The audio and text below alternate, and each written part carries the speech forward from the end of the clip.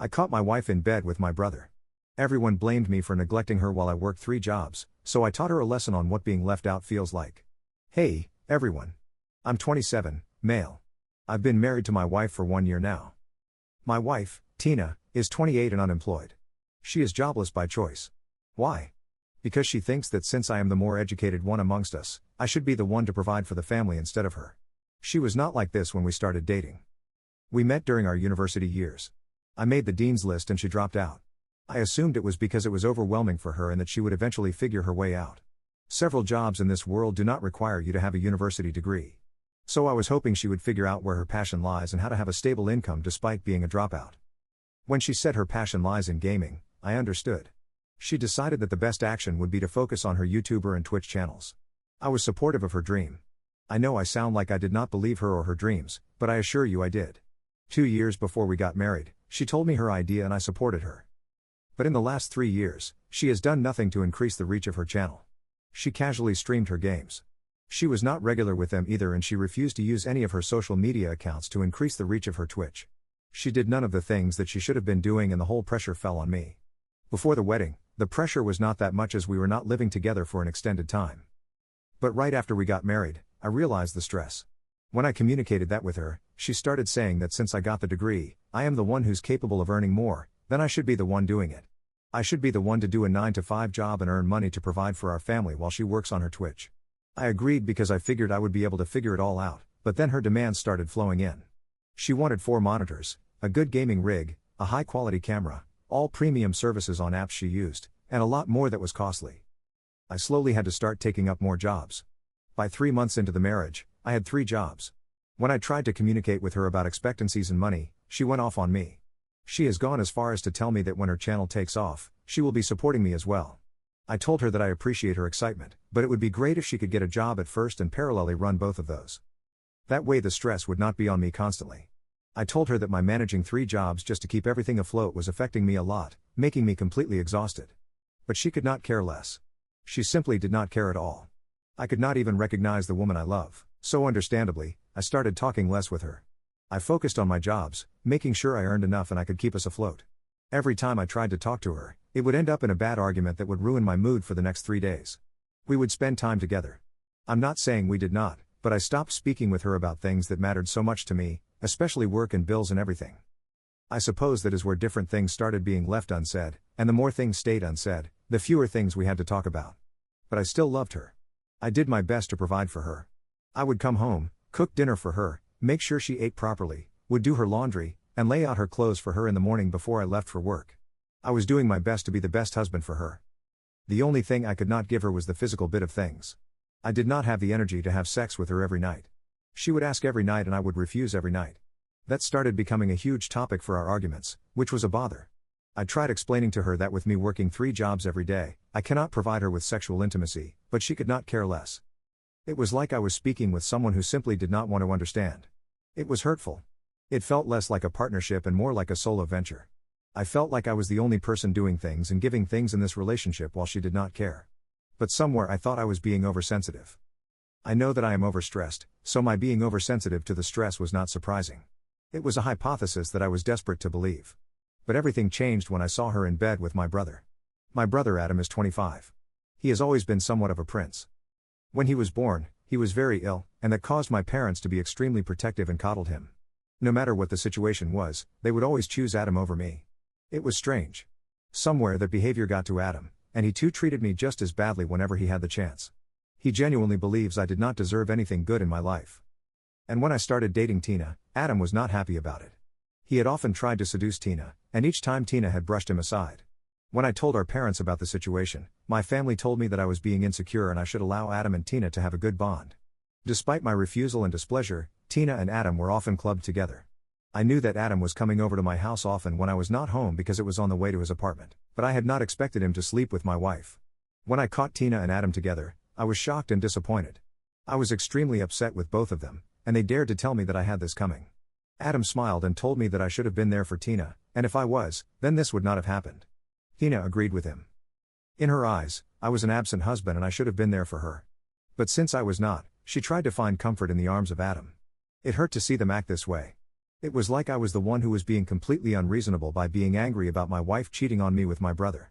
Even my parents gave their 2 cents, which were along the lines of, if I was there for Tina, then she would not have gone to Adam. Hearing all of those things made me angry. I'm not someone who would go for a screaming match. Instead, I decided to be petty. I was the one who was paying for everything that she was using, which included all the premium services of Discord and Twitch, etc. So I decided to seize control of all of those things. I took over all of her accounts because she is an idiot who keeps everything logged in on her PC. I spent a good 30 minutes meticulously changing every password and recovery method for her accounts. I also stopped cooking her meals for her. It took her a day or two to realize how everything had changed because she was too busy hanging out with Adam these days. But now that I have done all those, she is not very happy with me. But it is my turn to not care, and I can't be bothered by her displeasure. TLDR, stupid wife cheated on me with my brother, so I took control of all her accounts and refused to be there for her the way I was before. She is not too happy with me. Update 1. Hey, everyone. Thanks for all the sweet comments that you guys have been leaving. You are so sweet. You guys are better at giving me comfort than my parents and my family were. Yeah. Essentially, my wife left with Adam to live at his place after I caught them because I was being melodramatic. I told my parents about the whole situation and that Adam was sleeping with Tina, but they were very dismissive. They kept saying that if I had been there for Tina, Adam would not have successfully seduced Tina. If I was a better husband, Tina would not have cheated on me. All of their vile words were thrown at me, seemingly ignoring the fact that their other son is a home wrecker. It stressed me out so much. To everyone who thinks it's hilarious that I changed all of her passwords, I think it is pretty hilarious too. She moved back in after 2 days with Adam because Adam is not a cook and he lives with 4 roommates. When she came back and found that I had not prepared any food for her, she was very upset with me. I told her to contact Adam for dinner instead. While that did earn me a escaping phone call from my parents who inevitably heard from Adam what I had said, I do not feel any guilt. I think this is the best course of action. She deserves to be treated like a child if she's going to be a childish girl. Update 2. Thanks to everyone who insisted that I should get a divorce. I have filed for one as you guys suggested. I spoke with few of you guys in the DMs who helped me with the legal side of things so that I do not end up financially crippled after the trial. I appreciate you all so much. I have given her the papers and she was not happy with me. She told me that I'm being overdramatic by wanting to break up with her. She even said that Adam was just a fling, and she would be more than happy to let him go just for me, which was not the statement she was saying when Adam was around. Tina was not at all guilty of cheating on me. She justified her actions until I gave her the papers, and then she changed her colors. She is as useless as a paperclip and I do not want her in my life. I told her that clearly and I have a feeling that I have to deal with her drama for a while until she signs the paper. But I am hopeful that eventually she will sign the papers. Adam is doing his best to get her to sign the papers because he thinks having Tina would be the best thing. I suppose because Adam does not have a reality check, he thinks that Tina's Twitch channel, which has 25 followers after 3 years, would take off and he would have the best life. Well, he can have her if he wants her that badly. Update 3, the divorce went through and now I am without a leech draining me of my energy and money. I'm very happy that I do not have to deal with her anymore. I've been divorced for a day and I feel so much better already. As far as Tina and Adam and my parents are considered, I have decided to cut off contact with them. I saw the way they behaved and I realized that if I am cutting off Tina for the sake of my mental health, then it is better to cut my brother and my parents off as well just for the sake of it. I am looking for a job that is on the West Coast so that I have an excuse to move away from them. And once I have the opportunity, I'm not planning on coming back. Wish me luck, guys. I want to get away from here. Update 4. Tina and Adam are getting married. I'm confident that they will have an amazing married life. I could not care any less. I'm currently on the West Coast and I do not plan on going back to them. This wedding gives me another reason to cut them off, so I am considering this as a win. Thanks for being here for me. Your wife needs a reality check. Who in their right mind behaves that way? LOL. I love your revenge. NTA. You should get rid of her as soon as possible. You deserve someone who is not as draining as she is. Final update, 1 year later. It's been exactly 1 year since I moved to the West Coast, and I felt it was time to share what's happened since then. So many of you have reached out asking for updates, and I finally feel ready to tell this story. First, the professional front, I landed an amazing job at a tech startup in San Francisco. The irony isn't lost on me, I'm working in gaming, but actually making money at it. I'm leading a team developing mobile games, and for the first time in my life, I feel valued for my work ethic and skills. My 3 job days are long behind me, and I'm making more than I ever did working those multiple positions back home. Now, about Tina and Adam. Well, they did get married, but their happily ever after lasted about as long as a Twitch stream with bad internet. From what I've heard through mutual friends, I still keep in touch with a few people from back home. Their marriage imploded spectacularly after just 4 months. Turns out, Adam wasn't prepared for the reality of living with someone whose entire career plan was becoming a famous streamer. The real kicker? Adam's trust fund, yes, the one our parents set up for their precious baby boy, ran dry faster than expected. Apparently, supporting two adults on a trust fund while one pursues a non-existent streaming career isn't sustainable. Who would have thought? They had to move back in with our parents because they couldn't afford their rent. Tina's grand streaming career peaked at 47 followers, and Adam finally got a taste of what my life had been like, watching someone you love refuse to contribute while draining your resources. My parents. Well, that's a complicated story. Dad had a health scare 3 months ago, and it made him reach out to me. He actually apologized, something I never thought I'd hear from him. He admitted that they had been wrong to enable both Adam and Tina, and that watching their marriage fall apart opened his eyes to what I had been going through. Mom hasn't come around yet. She's still convinced that if only I had been more understanding, everything would have worked out differently. But honestly, I'm okay with that. I've learned that I don't need everyone's approval or understanding. The most surprising turn of events? Remember all those accounts I took control of before leaving? Well, Tina never managed to recover them, and one of them, the YouTube gaming channel she had abandoned, actually had some decent content buried in there. I rebranded it, started posting my own gaming development insights and behind-the-scenes looks at game creation, and guess what? It's now at 50,000 subscribers. The irony of succeeding with the very platform she couldn't be bothered to maintain isn't lost on me. On the personal front, I've started dating again. Nothing serious yet, but I met someone at a game developers conference who actually has a job, shocking, I know, and ambitions beyond getting internet famous. We're taking things slow, but it's refreshing to be with someone who understands the value of hard work and partnership. I've also been going to therapy, working through the trauma of not just the marriage and betrayal, but the years of family dynamics that led me to accept such treatment in the first place. My therapist helped me understand why I stayed so long, why I worked those 3 jobs instead of leaving earlier. It's been eye-opening to realize how much of my self-worth was tied to being the responsible one, the person who could handle everything. Last week, I received a letter from Tina. She wanted to apologize, said she finally understands what she put me through now that she's had to actually work for a living. She's apparently a cashier at a local grocery store. Turns out those streaming dreams didn't pay the bills. I haven't responded. I'm not sure I will. Some doors are better left closed. Adam still tries to contact me occasionally, usually when he needs money. He seems to think that because I'm doing well now, I owe it to him as his brother to help him out. I blocked his number. The last time he tried to reach me, he actually had the audacity to suggest that I should give Tina back her streaming accounts because she's really ready to take it seriously now. I couldn't help but laugh. My new apartment overlooks the bay, and sometimes in the evening, I sit on my balcony with a glass of wine and think about how different my life is now.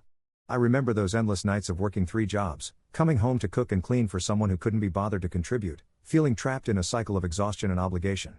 Now, I work 1 job that I love, come home to a peaceful space that's all mine, and spend my free time actually enjoying my life instead of supporting someone else's delusions. To everyone who supported me through those dark times, who encouraged me to leave, who helped me see that I deserved better, thank you. You were right. Life does get better. Sometimes you have to lose everything to gain yourself. And to anyone out there in a similar situation, whether it's a partner, family member, or friend who's taking advantage of your kindness and work ethic, know that you deserve better.